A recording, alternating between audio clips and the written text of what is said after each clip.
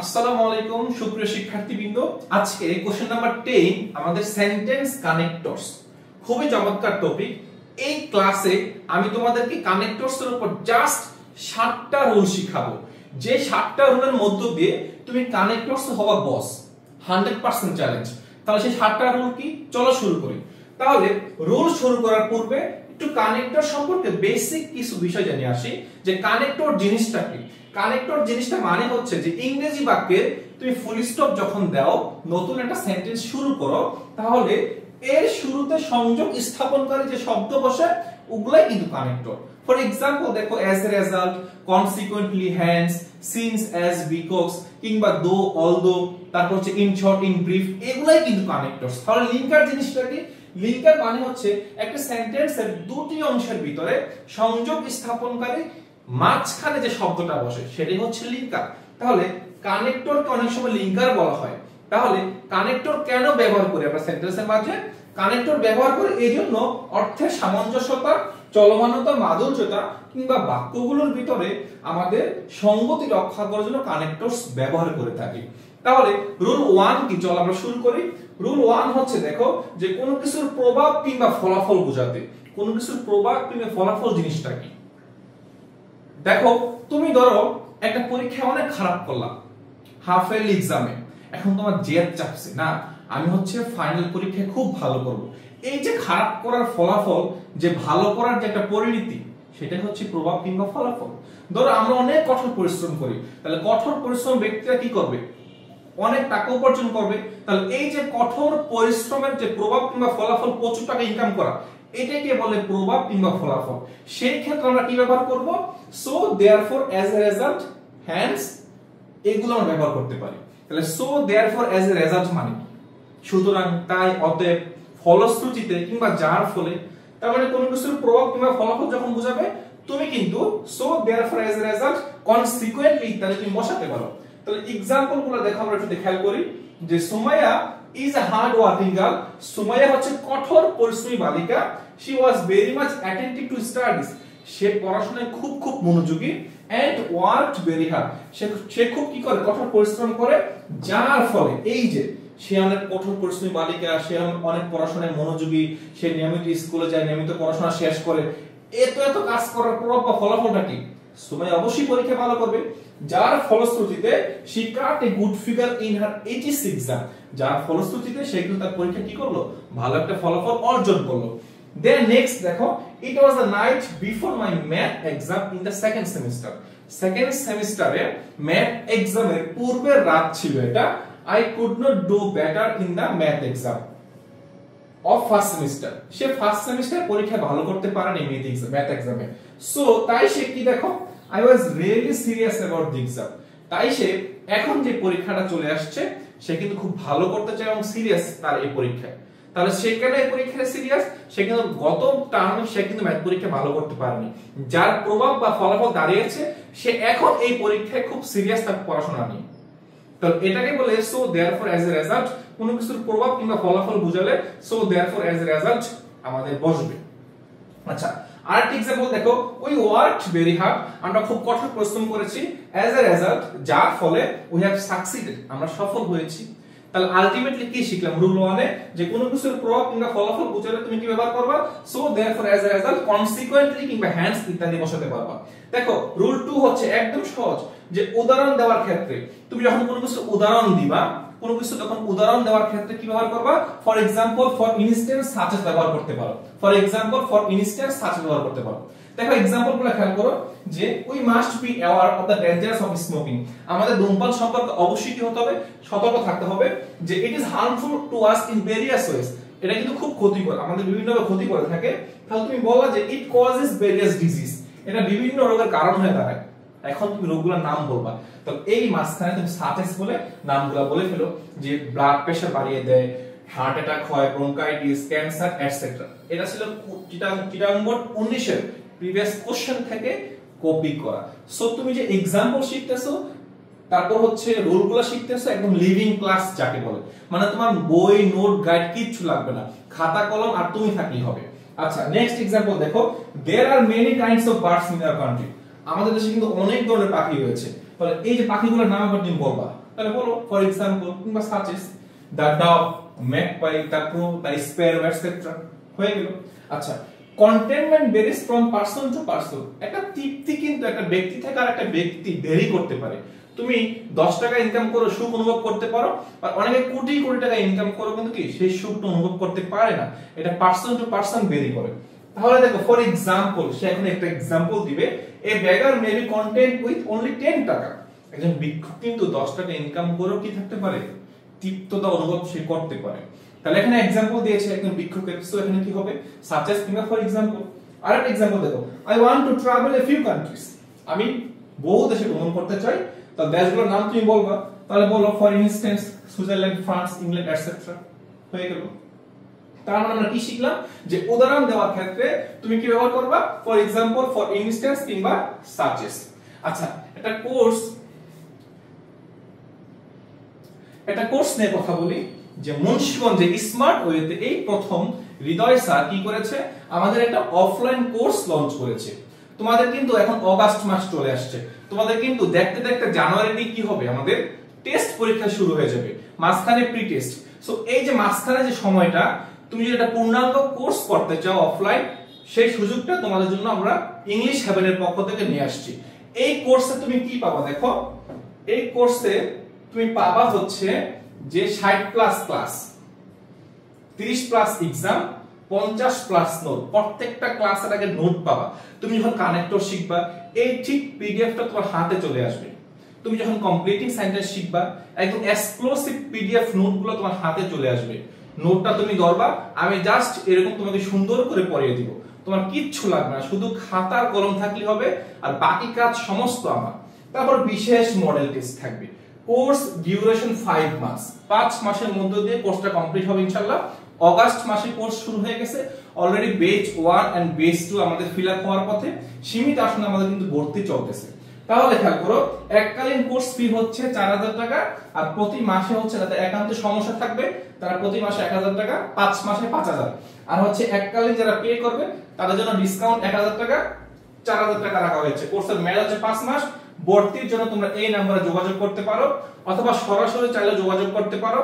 আমার কোচিং সেন্টারটা হচ্ছে সরকারি হরা কলেজের ঠিক উল্টা পাশে, অর্থাৎ গেট সংলগ্নে আমার হচ্ছে বাসাটা। ক্লিয়ার? এরপরে দেখো আমরা নেক্সট রুল নাম্বার 3, কোন বক্তব্যকে তুমি ধারাবাহিকভাবে ন্যারেট করবা। কোন একটা বক্তব্য তুমি কি করবা, ধারাবাহিকভাবে ন্যারেট করবা, বর্ণনা করবা। তখন তুমি কি ব্যবহার করবা, firstly, secondly, thirdly, fourthly and finally, তাই না? তাহলে एग्जांपल গুলো দেখো, যে there are a good number of reasons why students in Bangladesh fail in English। এটা উল্লেখযোগ্য কারণ রয়েছে যে বাংলাদেশের শিক্ষার্থীরা কেন ইংলিশে ফেল যায়। এবার সে কারণগুলো বলবে, হ্যাঁ, ফার্স্টলি, সেকেন্ডলি, থার্ডলি করে দেখো। তাহলে ফার্স্টলি, প্রথমত কারণটা কি দেখো, English is a foreign language. Secondly, students have no good feeling with English. Thirdly, English foreign language becomes very difficult when the learners are not mentally prepared to receive it. Fourthly, a teacher of English can hardly find out a suitable technique for all. তাহলে এই যে সে ইংলিশে কেন শিক্ষার্থীরা ব্যর্থ হয়, সেটা কিন্তু স্টেপ বাই স্টেপ সে ন্যারেট করতেছে তার মতো করে, firstly, secondly, thirdly and finally. Next আরেকটা एग्जांपल আমরা দেখব, এটা কিন্তু সরাসরি দিনাজপুর বোর্ড 22 এর প্রশ্ন থেকে কপি করা, সরাসরি প্রিভিয়াস কোশ্চেন। एग्जांपल দেখো, she repeatedly makes some strategic mistakes during a written test। লিখিত পরীক্ষার সময় সে বারবার strategic mistakes, কৌশলগত সে ভুলগুলো বারবার সে করতেছে। তাহলে ফার্স্টলি, প্রথম ভুল সে কি করতেছে, she starts off really slowly, সে লেখাটা স্লোলি শুরু করে। this initial slowness, এই যে প্রারম্ভিক তার যে স্থিরতা, forces her, তাকে কি করে, ধাবিত করে to write too hurriedly towards the end, শেষের দিকে দ্রুত লিখতে। resulting, যার ফলে কি হচ্ছে, spelling and other mistakes, তার বানান ভুল হচ্ছে, অন্যান্য যত মিস্টেক সে করতেছে। secondly, her answers are often too long, তার উত্তর খুব বেশি বড় হয়ে যাচ্ছে। thirdly, she sometimes has to leave some questions unanswered, শেষের দিকে কিছু প্রশ্ন তার ছেড়ে আসতে হচ্ছে because of time constraint, সময়ের সংক্ষিপ্ততার কারণে। finally, she never starts with the easier questions and other students too, সে সহজ প্রশ্নগুলো দিয়ে আগে অ্যানসার শুরু করতে পারে না, যে কাজটা অন্যান্য শিক্ষার্থী করে, এই কারণে সে পিছিয়ে যাচ্ছে। এই যে তার পিছানোর কারণগুলো তুমি ফার্স্টলি, সেকেন্ডলি, থার্ডলি, ফাইনালি যে ন্যারেট করলা, তার মানে কি কোনো বক্তব্যকে ধারাবাহিকভাবে লিখতে গেলে তুমি firstly, secondly, thirdly, fourthly, finally এই লিঙ্কার গুলো ব্যবহার করতে পারো, খুব সহজ। দেখো নেক্সট, যখন তুমি কোনো বক্তব্যের ইতি টানবা, ইতি মানে কি, মানে তুমি অনেক কথা বলে ফেলেছো, তাই না?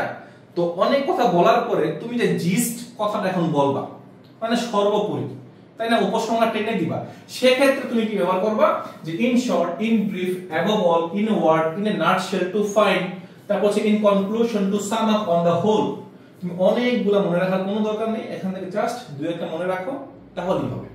তাহলে এই লিঙ্কার গুলো ব্যবহার করা হয় কোনো বক্তব্যের ইতি টানতে কিংবা উপসংহার নির্দেশ করতে। তাহলে एग्जांपल দেখো, his whole family depends on him, তার পুরো পরিবার তার উপর কি করে, নির্ভর করে। He is the only earning member of his family, তার পরিবারের একমাত্র উপার্জনক্ষম ব্যক্তি হচ্ছে সে। ইন এ ওয়ার্ড, এত কথা বলে লাভ নাই, আর যদি এক কথায় বলতে যাই তাহলে সে কি, he is the umbrella of his family, তার পরিবারের ছাতা হচ্ছে সে। তার মানে তার ছাতার নিচে তার পরিবারের যত সদস্য রয়েছে সবাই বাস করে। আচ্ছা নেক্সট আরেকটা एग्जांपल দেখব, Bangladesh is a small country, she has a large population, Bangladesh ছোট্ট একটা দেশ, তার অনেক অনেক জনসংখ্যা। She can not ensure the basic rights of her citizens, সেটা নাগরিকদের মৌলিক যে অধিকারগুলো সেটা এনশিওর করতে পারে না। তাহলে most of them are illiterate, এর মধ্যে অধিকাংশ হচ্ছে কি নিরক্ষর, কোনো অক্ষরজ্ঞান নেই। যদি সে এক কথায় বলতে চায়, ইন শর্ট, ইন ব্রিফ অথবা in a word, Bangladesh is burdened with many problems, Bangladesh হচ্ছে কি অনেক অনেক সমস্যায় জর্জরিত। এক কথায় বলতে গেলে কি অনেক অনেক সমস্যায় জর্জরিত। এই যে এক কথায় বলা, কোনো বক্তব্যের ইতি টেনে ফেলা, সেক্ষেত্রে তুমি in short, in brief, above all, to a nutshell, in fine, in conclusion, on the whole তুমি বসাতে পারো। আচ্ছা rule number 4 okay. Next rule 5 দেখো, কোনো কিছু কারণ নির্দেশ করতে, কারণ বোঝাতে তুমি সিন্স, অ্যাজ, বিকজ ইত্যাদি বসাতে পারো। কারণ নির্দেশ করার ক্ষেত্রে তুমি সিন্স, অ্যাজ, বিকজ ইত্যাদি বসাতে পারো। তাহলে एग्जांपल দেখো, এ ম্যান শুড হ্যাভ ট্রাস্টওয়ার্দিনেস, একজন মানুষের কি থাকা উচিত, বিশ্বস্ততা থাকা উচিত। বিকজ কারণটা কি বলতো, নোবডি বিলিভস এ লায়ার, কেউ কিন্তু মিথ্যাবাদীকে বিশ্বাস করে না, মিথ্যাবাদীকে বিশ্বাস করে না বিদায় কিন্তু মানুষ কি সত্য কথা বলার মানে প্রায়োরিটি সে রাখে তার জীবনে, তাই না? এই যে কারণ নির্দেশ করছে সেটা হচ্ছে কি আমাদের বিকজেস। We should always keep in mind that, আমাদের সব সময় মনে রাখা উচিত যে all kinds of physical exercise, সকল ধরনের ব্যায়াম কিন্তু আর নট সুইটেবল ফর অল, সকলের জন্য উপযোগী না, প্রযোজ্য না। বিকজ কারণ কি বলতো, different people have different capacities, Barishal board 19 এর প্রশ্ন ছিল এটা। তার মানে কি বিভিন্ন মানুষের ক্যাপাসিটি কিন্তু বিভিন্ন ধরনের, সো সকল ধরনের ব্যায়াম সকল মানুষের জন্য উপযোগী না। আচ্ছা he was absent in the class, সে ক্লাসে অনুপস্থিত। বিকজ কারণ কি, he could not prepare his lesson, সে তার লেসন কি করতে পারে নাই, শেষ করতে পারেনি, প্রস্তুত করতে পারেনি। অ্যাজ হি ওয়াজ পুর, যেহেতু সে গরিব ছিল, he could not buy the shirt, গরিব থাকার কারণে শার্ট কিনতে পারে নাই, এটা কারণ নির্দেশ করতেছে। সো আমাদের as. Because of his hard labour, তার কঠোর পরিশ্রমের কারণে। পারসিভারেন্স, অধ্যবসায়ের কারণে। হোসেন সাকসিডেড ইন লাইফ, সে তার জীবনে কি হয়েছে, সফল হয়েছে। তাহলে সফল হওয়ার কারণ এখানে কয়টা, দুইটা, হার্ড লেবার এন্ড পারসিভারেন্স। মনে রাখো তোমাদের করতে হবে। I could not go to college, আমি কলেজে যেতে পারিনি, on account of my illness, আমার অসুস্থতার কারণে। অন অ্যাকাউন্ট অফ, তারপর হচ্ছে সিন্স, অ্যাজ, বিকজ, তাই না? এগুলো আমাদের কারণ নির্দেশ করলে ব্যবহার করা হবে কোথায়, আমাদের সেন্টেন্স কানেক্টরসে। রুল নাম্বার 6, পূর্বে লিখিত কোনো বক্তব্যের বিপরীতে কোনো বক্তব্য লিখবা তুমি। পূর্বে লিখিত কোনো বক্তব্যের বিপরীতে কোনো বক্তব্য লিখবা। এই জিনিসটা মানে কি? এই জিনিসটা মানে হচ্ছে যে ধরো তুমি একটা জিনিসের অনেক প্রশংসা করলা, বলার পরে তুমি বললা যে অন্যদিকে এই জিনিসটার অনেক ক্ষতিকর দিকও আছে। এই যে উপকারের পাশাপাশি অপকারের কথাগুলো বলা, সম্পূর্ণ মানে পোলটি যাকে বলে, সেটাই হচ্ছে কি আমাদের on the contrary, on the other hand, in contrast ইত্যাদি বসে। ধরো ঘাসফড়িং হচ্ছে কি অলস, তুমি বললো অন্যদিকে পিঁপড়া অনেক পরিশ্রমী। এই যে কন্ট্রাস্ট মানে বিপরীত কোনো কিছু ব্যাখ্যা করার ক্ষেত্রে on the other hand, on the contrary, in contrast তুমি বসাতে পারো। তাহলে एग्जांपल দেখো, the internet has transformed the way we live, In fact, প্রকৃতপক্ষে it has become an integral part of our life. On the one hand, this technology has brought us benefits. On the other hand, it has many negative sides. এই যে internet আমাদের জীবনে অনেক change করে দিয়েছে, internet আমাদের অনেক অনেক উপকার করেছে, তাহলে অন দ্য আদার হ্যান্ড অন্যদিকে ইট হ্যাজ নেগেটিভ সাইডস। তুমি একটু চট করে বলে ফেললা, এটা কিন্তু কিছু নেতিবাচক দিকও রয়েছে। তার মানে তুমি একটা বক্তব্যের বিপরীতে কোনো কিছু লিখতে গেলে কি ব্যবহার করা যাবে? On the other hand, on the contrary অথবা ইন কন্ট্রাস্ট। আরেকটা एग्जांपल দেখো, Abdul Karim is good in English. Abdul Karim Ingreji দক্ষ। অন দ্য আদার হ্যান্ড, অন্যদিকে কি? Her sister is weak in English. Sorry, তাহলে এখানে হার হবে না, যেহেতু আব্দুল করিম ছেলে, সো হিজ সিস্টার কি হবে? ইজ উইক ইন ইংলিশ, ইংরেজিতে দুর্বল। তাহলে এই যে আব্দুল করিম ইংলিশে ভালো, তার বোন হচ্ছে ইংলিশে খারাপ বা দুর্বল, সম্পূর্ণ বিপরীত না, কন্ট্রাস্ট না, সেক্ষেত্রে তুমি in contrast, on the other hand, on the contrary বসাবা। Once there lived a grasshopper and an ant. একদা কে বাস করত? গ্রাসহপার, ঘাসফড়িং এবং কি পিঁপড়া। The ant was hard working. পিঁপড়া ছিল খুব পরিশ্রমী। On the other hand, সম্পূর্ণ বিপরীত কি? The grasshopper was lazy. ঘাসফড়িং কি ছিল? খুব লেজি ছিল। তাহলে পিঁপড়ার সাথে ঘাসফড়িং এর সম্পর্কটা কি? খুব বিপরীতমুখী, তাই না? সেই ক্ষেত্রে তুমি on the other hand, on the contrary, in contrast ইত্যাদি বসাতে পারো। আচ্ছা, লাস্ট রুল নাম্বার 7, কোন বক্তব্যের অতিরিক্ত কিছু যোগ করতে চাও, তুমি অনেক কথা বলছো, তুমি আরো কিছু যোগ করতে চাও, সেক্ষেত্রে furthermore, moreover, besides, addition বসে ইত্যাদি। তার মানে কি? Furthermore, moreover, besides, in addition ইত্যাদি বসে। তাহলে বক্তব্যে অনেক কিছু যোগ করতে চাও, আরো কিছু কথা বলতে চাও, সেক্ষেত্রে মোরওভার, ফার্দার মোর, বিসাইডস তুমি বসাতে পারো। एग्जांपल দেখো, mobile phone has added a new dimension in our communication system. It has made the world closer to us. তাহলে মোবাইল ফোন কি করেছে? আমাদের পৃথিবীটাকে খুব কাছাকাছি নিয়ে এসেছে। তাছাড়া বা অধিকন্তু, মোরওভার কিংবা besides, it has made world wide communication easier. আমাদের যোগাযোগ ব্যবস্থাটাকে আরো বেশি সহজ করে দিয়েছে কে? এই মোবাইল ফোন।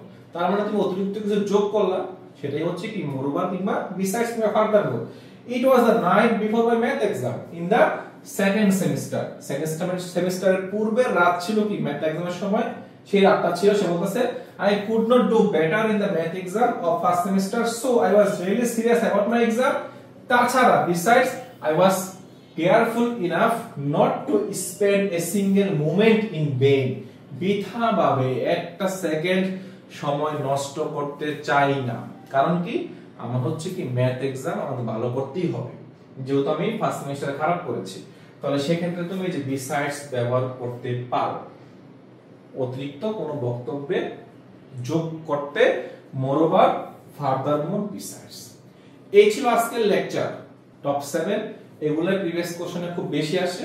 আজকের লেকচারটা কেমন লাগলো একটু কমেন্ট করে জানিয়ে দাও, এবং পরবর্তী লেকচার কি টপিকের উপর পেতে চাও, আমি হাজির হব তোমাদের পাশে। Take care and keep learning. Bye.